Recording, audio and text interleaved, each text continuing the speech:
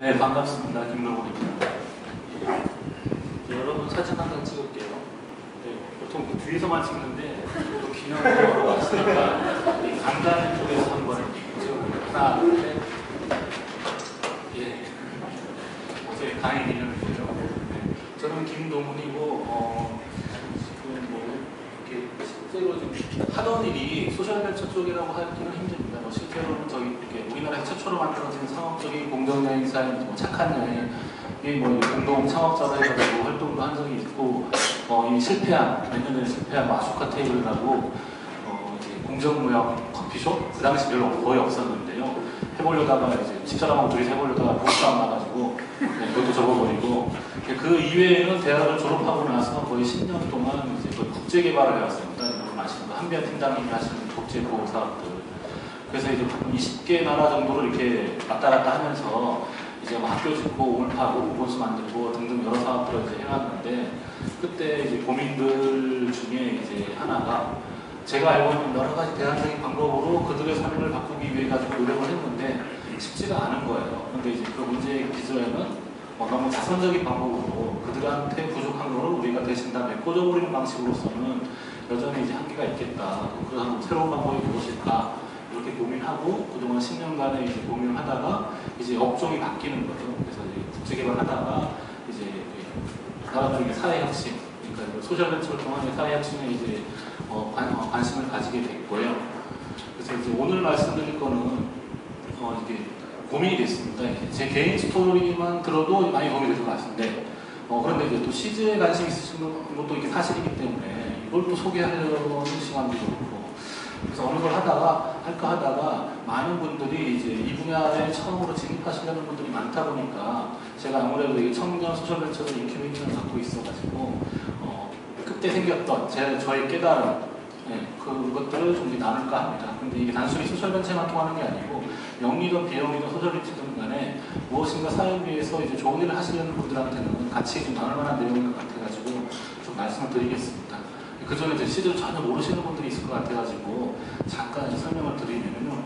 저희 같은 경우 실제 청년 사업은 이제 여러분 같은 청년들이 이제 사회적 경제 분야에 진입할 수 있는 사다리가 되는 역할이거든요. 뭐 시즈라는 단어는 지금 뭐 씨앗이라는 단어인 것처럼 저희가 이걸 다 책임지는 건 아니고 여러분들이 제대로 진입할 수 있게 도와주는 건데요. 예를 들어가지고 뭐 한만현 대표님이 이제 사업을 하시다가 이제 언론사에 막 주목을 받아요. 그럼 저희 같은 경우는 이제 저희 창업팀들이 연락이 오는 거죠. 막 조중동에 뭐 KBS, SBS까지 다 연락이 오는데 우리가 어떻게 해야 되는 겁니까? 다 받아서 인터뷰를 할까 얼마 할까? 근데 이제 어떻게 하냐에 따라 가지고 본인 나중에 사업이 있어가지고 영향이 그냥 달라지거든요. 그럼 저희 같은 경우는 이제 그러니까 멘토링, 또 컨설팅 그런 것들을 해주는 건데 보통 이게 3단계로 나눠가지고요. 첫째 단계에서는 이제 이거 시퀀스라는 프로그램인 건데 그냥 아이디어 단계가 있고 그 다음에 이제 뭐 팀원도 특히 없고 그러니까 좋은 아이디어 있고 이제 외부에 국내든 해외에든 좋은 사례가 있으면 그럼 그런 사례들을 직접 보고 옴으로써 본인의 사업 아이템을 구체화시킬 수 있는 단계, 그러니까 창업 이전의 단계인 거죠. 그래서 이제 첫 번째 사다리로 이제 그런 프로그램들을 이제 만든 게 되고요.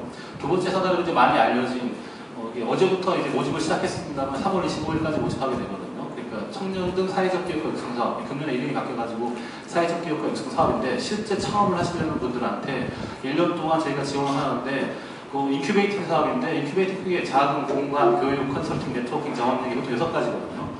또 6가지는 이제 해외 사례든 간에 국내 사례든 간에 어떠한 기관이든 간에 공통적인 6가지 정도가 있는데 그 6가지를 어떻게 풀어내는지 이게 각 단체들의 이제 뭐 이렇게 철학과 가치가 반영이 되면서 다른 형태로 나타나게 되는 겁니다. 그래서 이제 그 국내에는 한 20개 기관 정도가 중간적인 조직으로 이 사업을 하게 되고요. 저희 같은 경우는 이제 그중에서 특히 청년들로 많이 특화가 되어 있는 편입니다. 그래서 1년 동안 인큐베이팅 해가지고 창업까지 갈 수 있게 도와주는 게 이제 두 번째 이 사다리로 되어 있고요. 이제 세 번째 사다리가 되면은 지금 한참 진행 중에 있습니다. 어제까지 서울 예선이 끝났고 이제 다음 주에 이제 본선에 들어가는데 이제 그러니까 1년 동안 인큐베이팅을 받았는데 실제로 이제 좀 기간을 생각해볼 게 1년 정도 인큐베이팅을 하면은 소셜벤처들은 충분히 사회적 경제판에 들어가가지고 독립적으로 성장할 수 있을 건가 했을 때 이제 인큐베이터마다 좀 의견은 다를 수 있는데 1년만 가지고는 조금 부족하다는 의견들이 있습니다. 최소한 2년 돼야 되지 않겠냐. 근데 일반 벤처들은 뭐 3개월, 6개월도 가능한데 이게 소셜 미션이 포함되어 있는 소셜 벤처다 보니까 그게 좀 양상이 좀 다른 겁니다. 그랬을 때 1년만 가지고 부족하기 때문에 1년 이후에 우수한 팀들한테 추가적인 그 엑셀러레이트 프로그램을 도입을 해가지고 확실히 확장성을 가지고 도와주는 상당히 프로그램이 있고요. 이 뒷단계 넘어가면 실제 투자로 연결하는 프로그램이든지 이런 식으로 해서 이게 하나의 사다리 체계를 완성시키는 게 이제 CG의 청년 사업의 이제 하나의 중요한 목적입니다. 그래서 이제 그런 일들을 이제 총괄하던 게 이제 제 업무였고요. 얼마 전에 보직이 바뀌어가지고 이제 청년 사업 넣고 이제 지역 사업으로 넘어가게 됐습니다. 그래서 이제 지금 말씀드릴 거는 이제 그동안의 경험 때문에 이제 생겼던 여러분이 어쩔 수 없이 처음 시작하실 때 끝까지 나중까지도 따라붙게 될 문제들인 건데 첫 번째입니다. 이제 문제는 해결책이냐. 근데 많은 팀들이 이제 착각을 하시게 되는 게 전문가들이 보기에는 본인들이 사업을 하면 다 될 것처럼 이렇게 생각하시는 분들이 너무나 많은 겁니다. 내가 만든 아이템은 사람들이 써줄 거야. 내가 만든 아이템이 그 사람들한테 도움이 될 거야.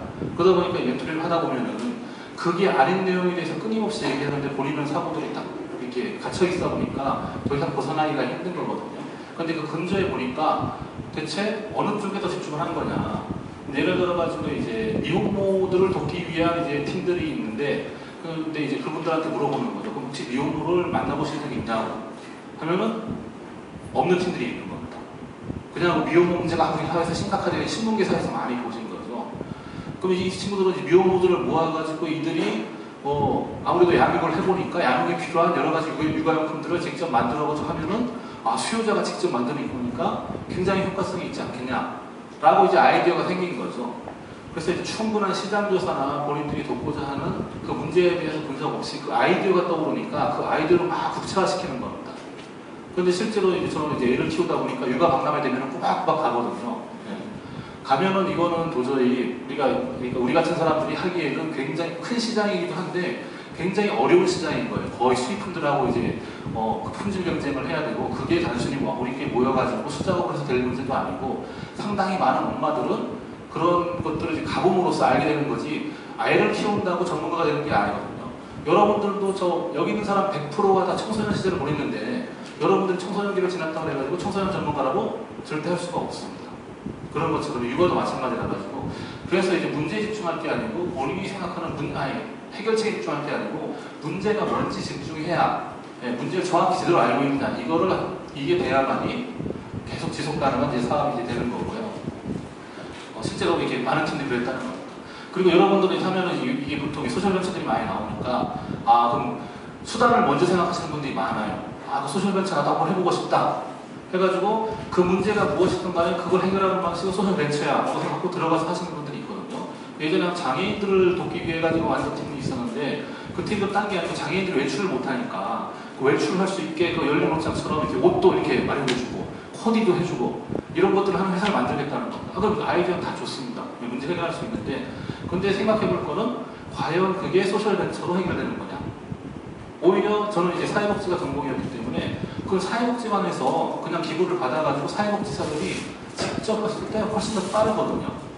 근데 그거를 굉장히 우회해가지고 거기 그 수익 모델 만들기 위해 가지고 장애인들이 외출할 때마다 우리가 그걸 돈을 받아가지고 옷도 빌려주고 코디도 해주고 그랬을 때 과연 장애인들이 움직이겠냐. 근데 이제 그 수익 구조를 만들려니까 이게 안 되는 거예요. 자꾸 해서 아무리 이렇게 얘기를 해도 안 되는 거죠. 그럼 이제 여러분 생각 때 해결하고 싶은 문제가 있다 그랬을 때 그 문제 해결하기 위해서 가장 유용한 그러니까 사회적 교육과 정신 딴 게 아니고 그 문제 해결하기 위해서 가장 유용한 방식이 뭔지 그게 벤처 형식인지 아니면 소셜 벤처인지 아니면 NGO인지 아니면 그냥 정부에 가서 정책을 바꾸면 되는지 그거를 찾아내셔야 되는 거거든요. 내가 먼저 어떤 정책을 할 것을 중요하게 생각하는 게 아니고 그 문제 해결하는데 가장 효율적인 방법이 무엇일지 생각해보고서 그게 만약에 소셜 벤처라고 그러면은 한번 해볼 만한 거고요. 만약 그게 아니라면은 저희가 생각하는 건 사회적 교육과 정책을 가진 사람들이 대기업도 가고 정부도 들어가고 정치도 하시고 벤처도 창업도 하시고 NGO도 하시고 그렇게 해서 갔을 때 이게 그 사람들이 모여서 거대한 사회적 경제 생태계가 된다는 거지 반드시 소셜벤처 창업을 하는 게 아니거든요. 사회 혁신을 위해 가지고 뛰어든 사람들이 좀 많아지길 원하는 겁니다. 그래서 본인이 생각하는 문제가 이제 나오거든 그걸 해결할 수 있는 게 과연 어느 쪽에 어떠한 방법을 쓸 때 가장 효과적으로 해결할 수 있을지 한번 생각해 보셨으면 좋겠습니다. 그리고 이제 사업 모델인데 모델 사업에 멘토링을 하게 되면은 이제 두 가지거든요. 소셜 미션과 이제 비즈니스 모델 양쪽 축이 완전히 서야 이게 소셜 벤처로서 성립하는 건데 그 전에 항상 물어보게 되는 거 왜 하는 건지, 또 문제라고 생각하면 그게 왜 문제인지. 그럼 이제 왜를 질문하는데 하시기 전에, 일을 시작하기 전에 본인이 생각하는 문제나 본인이 이걸 왜 하는지 그 문제에 대해서 6번 정도 반복적으로 한번 이렇게 질문을 던져보십시오. 왜 그런지. 근데 왜 그런지에 대해서 이 답이 나오면 다시 그거에 대해서 또 왜 그런지. 그거 나오면 또 그거에 또 왜 그런지. 만약 6번 정도 본인이 스스로 질문하고도 충분한 대답이 나오고 확실하게는 대답이 나오면은 여러분들이 저는 거의 다 성립이 되어 있는 거고요. 보통 6번 정도의 그룹을 통과한다 그러면은 거의 글로벌 수준에 갈 수 있습니다. 근데 보통은 이제 얘기하다 보면 거의 한두 번에 다 끝나버리거든요. 한두 번에 딱 막혀버리는 거예요. 한 3번 정도 가면은 논리적 구성을 스스로 빠져가지고 이게 되는 문제가 아닌 거예요. 되는 사업들이. 그냥 본인 아이디어, 좋은 아이디어 가지고서 뭐 해보려는 아주 그냥 선한 의도였던 것 뿐이지 별로 체계적이지는 않았던 거죠. 그리고 이제 여러분들이 하시는 방식이 만화를 한번 쭉 보십시오. 이제 이 청년이 지나가다가 저기에 물에 빠진 저게 있네, 생명체가 있네, 구해주고 싶은 겁니다. 그냥 물속에 뛰어들어가지고 구해서 그래서 인공호흡을 시켜 살려놨는데 어쨌든 이게 결과가, 그러니까 우리는 되게 선의를 해가지고 도움이 될 거라고 생각을 하는데 과연 우리가 도움을 주려고 하는 그 사람들한테도 정말 도움이 될 것인지. 그러니까 이제 보통 이게 공급자 중심의 사고인 건데, 그러니까 내가 하면은 도움이 될 거다라는 생각하는 거예요. 근데 실제로 예를 들어 이제 어떤 팀들은 이제 장인들을 돕겠대요. 한국에 있는 장인들이 이제 이게 힘들게 하시고 있으니까, 그럼 우리가 플랫폼을 만들어가지고 장인들의 작품들을 다 올리고 그걸 유통시킬 수 있는 플랫폼을 만들겠다라고 했는데, 다 아이디어 좋은데 과연 장인들이 거기에 참가할 것인가 이런 거 모르는 거예요. 장인을 만나본 적도 없고. 실제 그게 도움이 될까? 많은 장인들은 아니 내 지조가 있는데 내가 예술가로서 있는데 이걸 또 내놓고서 판다고. 그러니까 청년들은 아이디어가 있는 거지 그게 어떤 결과를 가지고 올지에 대해서 충분히 생각 안 하고 하는 경우도 굉장히 많습니다. 그래서 이것도 이제 생각을 해봐야 될 것 같고요. 가장 거의 뒷부분인데요. 그 다음에 이제 여러분이 하시는 일 자체는 앞으로 계속 사업을 하시다 보면은 겉으로 보기에 홍보하면 굉장히 잘 되는 거인 것 같은데 실제 내용을 봤을 때는 정말 이렇게 한마디로 속을 썩이는 경우들이 굉장히 많은데 생각을 좀 바꾸시면 좋을 것 같아요. 그러니까 이제 단순계가 있고요, 복합계가 있고 복잡계라는 게 있는데 이게 좀 물리학적인 얘기면 잠깐 설명을 드리면은 단순계는 라면 끓이는 거하고 똑같습니다. 라면을 한 번도 안 끓여본 사람들이라 하더라도 그냥 라면 봉지에 나와 있는 그 설명서대로 해서 끓이면은 같은 경우가 나오거든요. 같은 라면을 만들어낼 수가 있습니다. 그러니까 아주 단순한 게 단순계라고 해요. 그 다음에 이제 복합계라는 건데 여러분이 하시는 방식인 건데 좀 과학인 건데요. 만약에 우리나라에서 이렇게 막 해가지고 우선을 쏘아 올릴 수 있으면 그걸 매뉴얼화 시킬 수 있고 그 매뉴얼 고스란히 가지고 다른 나라에 가서 똑같이 해도 똑같은 결과가 나옵니다. 거의 과학적인 방법인 건데 인풋이 있으면 정확히 어떻게 아웃풋이 나와요. 그럼 여러분도 창업 지원 프로그램들의 맹점이 그건데 만약에 여러분들이 창업을 한다고 했을 때 저희 같은 경우 최고의 전문가들은 다 연결해 주는 겁니다. 그럼 이제 그 전문가들이 보기엔 답답한 거예요. 이게. 그럼 이제 막 답을 제시해 주게 돼요. 이렇게 해라 그렇게 해라. 근데 사실상 일반 창업의 성공률은 10%밖에 안 된다 그러잖아요. 사회적 기업에서 창업률은 정확한 통계가 안 나오는데 만약 정부 지원이 빠지면 한 3에서 5% 정도 되지 않겠냐. 이런 예상들이 있는데 만약에 전문가들의 얘기가 맞다면 그분들이 시키는 대로 하면 되고 그 시키는 대로 했을 때 100% 성공해야 되는데 그러지 않지 않습니까? 분명히 인풋이 다 들어가 있는데도 그 원하는 아웃풋이 안 나와 실제로. 그래서 이게 참 요상한 세계인데 그럼 근데 우리는 거의 다 이런 식으로 하거든요. 어떤 교육을 하면은 어떤 인재가 나오고 어떻게 투입하면 어떤 매출이 나오고 근데 실제로 해보니까 또 그렇게 되진 않거든요. 그렇다면 이제 사고방식 자체가 이제 바뀌게 될 텐데 이런 겁니다. 애 키우는 것 같은 겁니다. 그래서 애를 키워보니까 이제 매뉴얼이 굉장히 많이 존재합니다. 서점에 가면은. 그런데 매뉴얼이 다 틀려 내용이. 대체 애한테 현미를 먹여야 되느냐 말아야 되느냐. 전문가가 다 다른 입장을 취합니다. 우리는 하나 선택할 수밖에 없어요. 그런데 이제 1살 때 매뉴얼하고 2살 때 매뉴얼하고 또 달라요. 그 박사님이 하신 그 매뉴얼도 2살 때 가면 또 달라지는 겁니다. 그럼 결론은 뭐냐? 100명의 아이가 있으면은 100명의 매뉴얼이, 100개의 매뉴얼이 필요한 거예요. 그럼 이건 뭐냐? 복합계거든요. 이제 되게 복잡계거든요. 복잡한 상황인 건데, 이런 거가 뭐냐? 우정의 문제들. 우리 사회의 우정의 문제들. 이게 말 그대로 안 되고 또 부모님과의 문제들. 그리고 또 연애할 때 문제들. 예를 들어 아주 연애 도사가 있는데 그 친구한테 아무리 컨설팅을 받아서 시키는 대로 해도 연애는 안 됩니다. 왜 분명히 그러니까 복합적으로 해서 인풋이 정확히 나와야 되는데 안 되거든요. 이제. 그래서 이제 실제 창업 과정도 여러분이 짠 플랜은 이런데 실제로 액션으로 가면 이렇게 꼬이는 게 당연한 거거든요. 거의 다 이제 관계에 관한 문제들은 복합계가 아니고 복잡계에 해당. 근데 이제 복잡계는 지금 이제 뭐 정보의 분리학에서 나온 문제라 가지고 인문학 분야에서 아직 충분히 이제 만들어내지 못하고 있는데 복잡계적인 상을 가시면은 거의 다 이제 성공한 일종의 패턴은 존재하는데 명확한 답은 존재하지 않는 겁니다. 답을 만들어낼 수 있는 건 여러분들 이제 자신인 거고, 그래서 이 안에서 이렇게 꼬이는 것 자체가 이게 안 되고 있는 게 아니고 하나의 과정으로 보셔야 되거든요. 그래서 그 과정을 딱 도와드리는 게 저희가 사람들 역할이고, 그리고 생각하고 과정 중에 안 되는 게 이제 피봇이라는 건데요.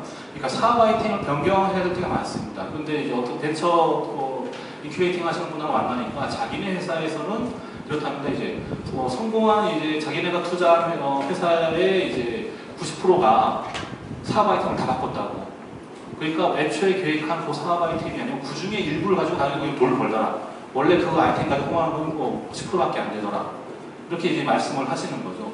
그리고 실제로 이제 성공한 이제 벤처들을 이제 봤을 때 보통 말씀하신 것과 다릅니다만 한 7, 8번 정도의 7, 8번 정도의 이제 사업 아이템 변경이 실제로 있었다 그럽니다. 그럼 이제 여러분들은 이제 지금 짜고 있는 아이디어가 막 될 것처럼 하는데 결국에 바뀔 수밖에 없는 거, 바뀌어야만 될 거고 성공하기 위해서는 특히나 사람들을 직접 상대로 하게 되는 이런 사업 아이템수로 이 바뀔 가능성이 굉장히 많다는 겁니다. 그래서 변화되는 거는 너무나 당연한 과정이라고 생각하셔야 될 거죠. 그런데 사실 우리가 지원하는 제도는 이제 정부 보조금이나 기업 사회공헌에 해당하는 보조금이다 보니까 이게 사업 변경을 미덕으로 보지는 않거든요. 사업 변경, 일단 제시한 사업 계획에 따라가도 쭉 해가지고 결론 내주고 중간에 바뀌는 거는 어쩔 수 없이 변경하는 거. 이게 이제 복합계적인 생각인 건데. 근데 실제로 여러분이 하실 때는 바뀌는 건 당연한 거고 끊임없이 찾아내가지고 새로운 답을 찾아내셔야 되는 겁니다. 그리고 이제 돈 문제가 걸리는데요. 그러니까 어쨌든 사회적 기업도 기업이니까 돈을 벌어야 되지 않겠냐는데 이것 때문에 본인이 아이템에서 막 돈을 만드는 구조를 만들기 위해서 여러 가지 아이템을 막 동원하세요. 도저히 안 되면은 돈은 딴 사업으로 벌고 난 이 사업을 할래. 이렇게까지 이제 많이 만들어지거든요. 그런데 이제 다시 생각해 보셔야 될 게 그럼 이제 사회적 기업한테 그 돈이라 뭘까? 우리가 벌어야 되는 그 이윤이라는 건 뭘까? 일반 기업한테는 최대 이윤이 높은 거고 사회적 기업은 일종의 적정 이윤을 목표로 하는 겁니다. 그럼 그 적정의 개념은 회사마다 다를 수밖에 없어요.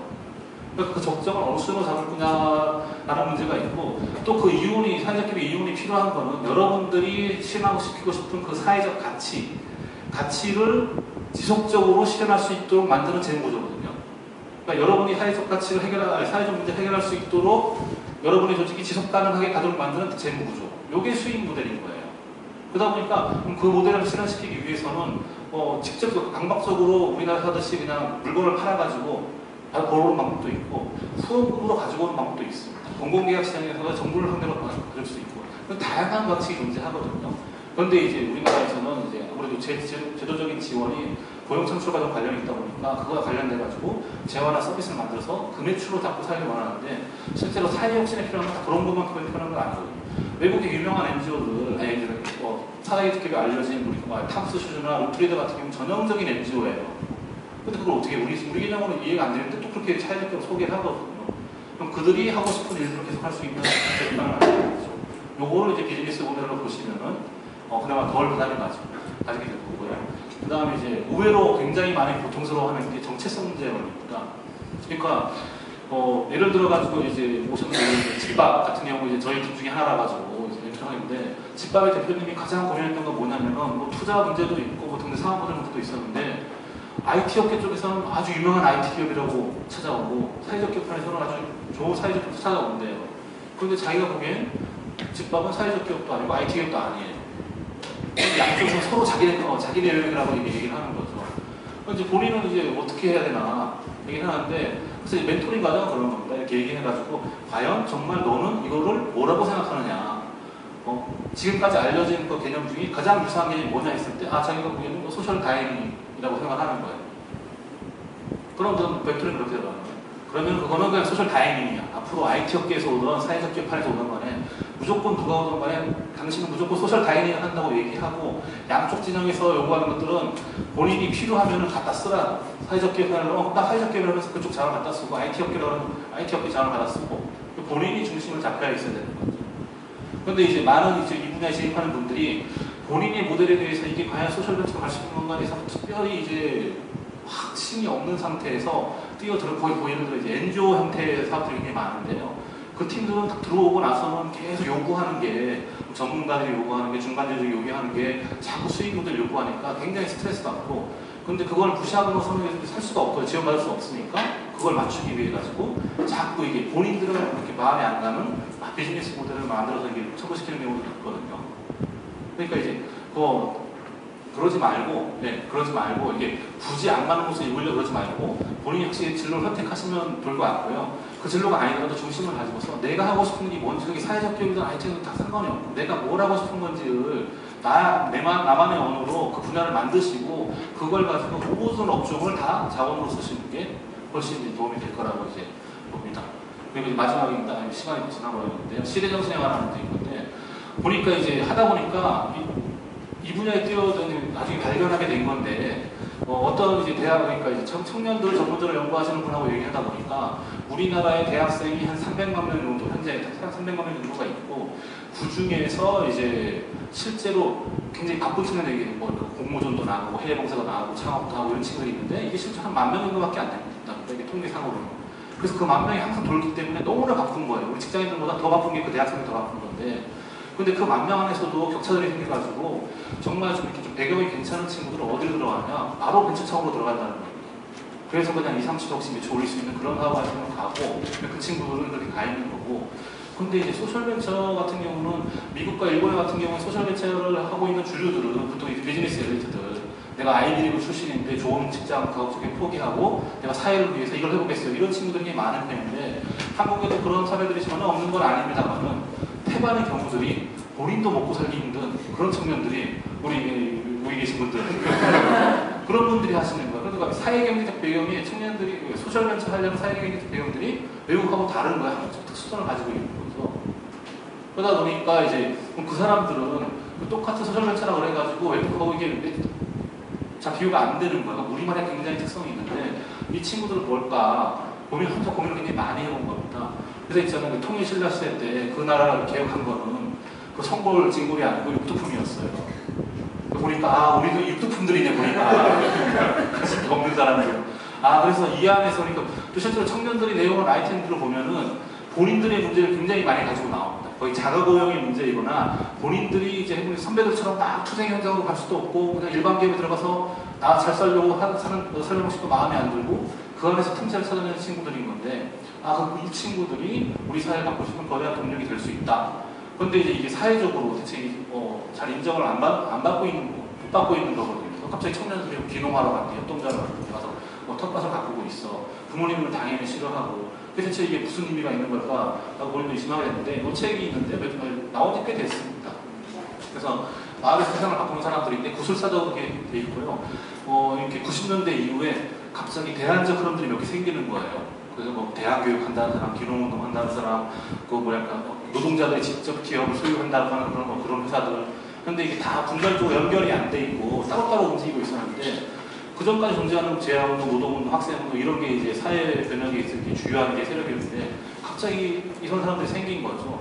다 분절돼 있었는데 그걸 찾아본 거예요. 이게 무슨 의미가 있는 사회적으로. 그래서 이 다 찾아가서 인터뷰하고 그걸 주제별로 해서 묶어가지고 딱 책을 쓰게 된 거예요. 그래서 여기 보면은 이제 결론적으로 이런 사람들을 다 묶어가지고 거의 생태 대안 운동이라고 일단 이름을 붙여놓습니다. 그래서 90년대부터 생겼던 그 생태 대안 운동의 흐름들이 막 생겨가지고 지금은 이제 많이들 알려져 있어가지고 확산되고 있는데 이게 계속 하나의 시대 정신으로 커지지 않겠느냐.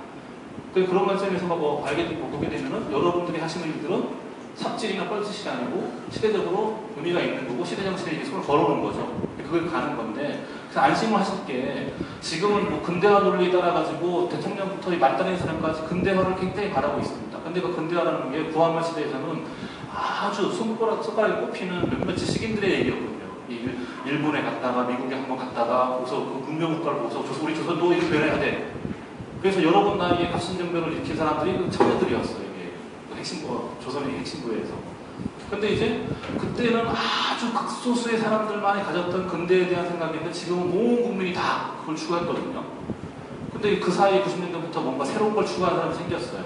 그럼 이 사람들이 지금은 굉장히 소수의 얘기일 뿐이지만은 100년이 지나면 그때는 정말 대통령부터 말단 인사까지 누구나 인정할 수가 없고 너무나 당연한 얘기가 될 수 있을 겁니다. 우리 100년보다 더 짧아질 수도 있을 겁니다. 그럼 과연 우리는 과연 시대 정신에 건 것인가, 아니면 지금 이렇게 흔들리고 있는 체제에서 걸고 있는 것인가 생각했을 때 여러분들의 이제 운동은 너무나 중요한 것이라고 생각합니다.